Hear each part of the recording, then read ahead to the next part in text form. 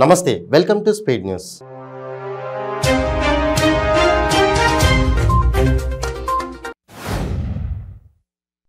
నాగర్ కర్నూలు జిల్లా అచ్చంపేటలో 1.5 కోట్ల అంచనా వ్యయంతో నూతన ఇండోర్ స్టేడియం, 2 కోట్ల నిధులతో ఎన్టీఆర్ మినీ స్టేడియం అభివృద్ధి పనులకు రాష్ట్ర ఆరోగ్య మరియు ఆర్థిక శాఖ మంత్రి తన్నీరు హరీష్ రావు శంకుస్థాపన చేశారు.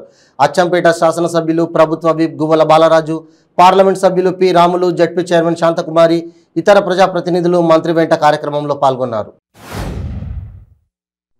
వనపర్తి జిల్లా కేంద్రంలో రాష్ట్ర వ్యవసాయ శాఖ మంత్రి సింగిరెడ్డి నిరంజన్ రెడ్డి నూతన ఎస్పీ కార్యాలయాన్ని ప్రారంభించారు. ఈ కార్యక్రమానికి రాష్ట్ర హోంమంత్రి మహమూద్ అలీ, డీజీపీ అంజనీ కుమార్ తదితరులు హాజరయ్యారు. మంత్రి మాట్లాడుతూ 100 ఏళ్ల ప్రణాళికతో తెలంగాణ అభివృద్ధి చెందిందని, ముఖ్యమంత్రి కేసీఆర్ దీనికి మార్గదర్శి అని అన్నారు.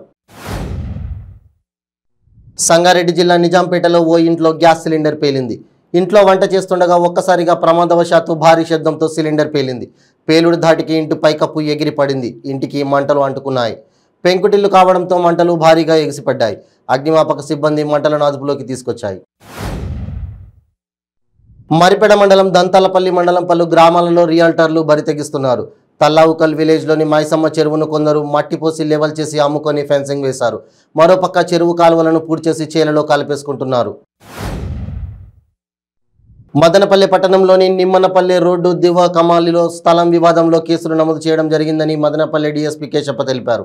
ఆయన కథనం మేరకు దిగువమ్మపల్లిలోని ఓ స్థలానికి సంబంధించి ఆదినారాయణ రెడ్డికి, దుర్గాప్రసాద్, సత్యనారాయణ, విజయభాస్కర్, అమరేంద్రలకు వివాదం నడుస్తోందని తెలిపారు.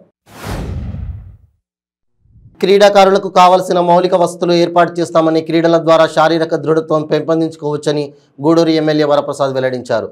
హాకీ సమ్మర్ కోచింగ్ క్యాంపు ముగింపు కార్యక్రమంలో ఎమ్మెల్యే పాల్గొన్నారు. గూడూరు పట్టణంలోని అల్లూరి ఆదిశేషారెడ్డి ప్రభుత్వ స్టేడియంలో Peteti Satyamnaidu memorial summer hockey coaching camp ముగిశాయి. ప్రకాశం జిల్లా కనిగిరిలో తెలుగు మహిళ ఆధ్వర్యంలో చంద్రబాబు చిత్రపటానికి పాలాభిషేకం చేశారు. మహానాడు మేనిఫెస్టోలో మహిళలకు ప్రాధాన్యత ఇస్తూ మహిళా శక్తి చాటినందుకు కృతజ్ఞతలు తెలిపారు. థ్యాంక్ యూ సిబిఎన్ సార్ అంటూ అక్షరమాలతో వినూత్న రీతిలో తెలుగు మహిళలు తమ అభిమానాన్ని చాటుకున్నారు. ఈ నెల 31 బుధవారం నాడు కాకినాడ జేఎన్టీయూకే 9వ స్నాతకోత్సవం రాష్ట్ర గవర్నర్ ఎస్ అబ్దుల్ నజీర్ ఆధ్వర్యంలో ఘనంగా నిర్వహిస్తున్నట్లుగా జేఎన్టీయూకే ఉపకులపతి ప్రొఫెసర్ జేవీఆర్ ప్రసాదరాజు తెలిపారు. జేఎన్టీయూలో తన ఛాంబర్లో ప్రసాదరాజు విలేకరులతో మాట్లాడుతూ ఈ కార్యక్రమానికి శాంతి బయోటెక్నిక్ లిమిటెడ్ మాజీ managing director doctor KV Varaprasad Reddy ముఖ్య అతిథిగా పాల్గొంటారని తెలిపారు. తమ పార్టీ అన్ని కులాలను సమన్యాయం చేసిందని రాష్ట్ర కార్మిక ఉపాధి కల్పన శాఖ మంత్రి గుమ్మనూరు జయరాం అన్నారు.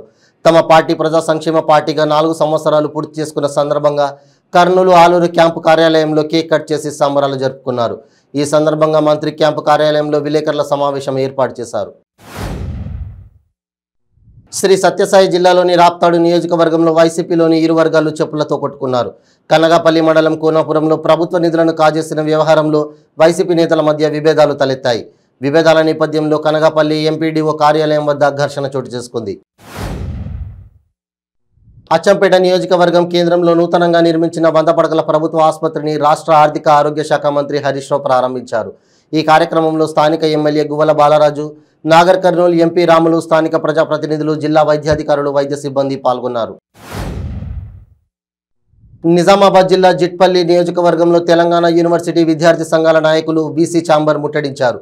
యూనివర్సిటీలో జరుగుతున్న ఒకరిపై ఒకరు ఆధిపత్య పోరులో యూనివర్సిటీని నాశనం చేయవద్దని విద్యార్థి సంఘాలు డిమాండ్ చేశారు. బీసీ ఛాంబర్ ముందు విద్యార్థులు బైఠాయించారు. బీసీ వర్సెస్ రిజిస్టర్గా పోరు మారింది. మహబూబాబాద్ జిల్లా మరిపెడ మండలం మూలమర్రి తాండాలో ముత్యాలమ్మ పండుగ అంగరంగ వైభవంగా జరిగింది. తాండావాసులు అమ్మవారికి బోనాలు సమర్పించి మొక్కులు తీర్చుకున్నారు. గిరిజన సాంప్రదాయ నృత్యాలతో మహిళలు చేసిన కోలాటం ఆహుతులను అలరించాయి. అన్నమయ్య జిల్లా మదనపల్లి ట్రాఫిక్ సమస్య పరిష్కారానికి పోలీసులతో ప్రజలు భాగస్వామ్యం ఎంతో ముఖ్యమని డీఎస్పీ కేశప్ప తెలియజేశారు. మదనపల్లి 2 టౌన్ పోలీస్ స్టేషన్ నందు ట్రాఫిక్ సమస్యపై డీఎస్పీ విలేకరుల సమావేశాన్ని నిర్వహించారు. ఈ సమావేశంలో సిఐ మురళీకృష్ణ కూడా ఉన్నారు. ఈ సందర్భంగా డీఎస్పీ మాట్లాడుతూ ట్రాఫిక్ సమస్య పరిష్కారం అయ్యే విధంగా చర్యలు తీసుకుంటామన్నారు. సంక్షోభాలు సైతం సమర్థవంతంగా ఎదుర్కొని రాష్ట్రాన్ని విజన్ 2020 దృక్పథంతో అన్ని విధాలుగా సమగ్రాభివృద్ధి చెందించడంలో అపార అనుభవం ఉన్న చంద్రబాబు నాయకత్వంలో పేదరికం లేని సమాజ నిర్మాణం లక్ష్యంగా 2024 ఎన్నికల్లో టీడీపీ ప్రభుత్వం రాష్ట్ర అభివృద్ధికి కృషి చేస్తోందని గుండా దంపతులు స్పష్టం చేశారు.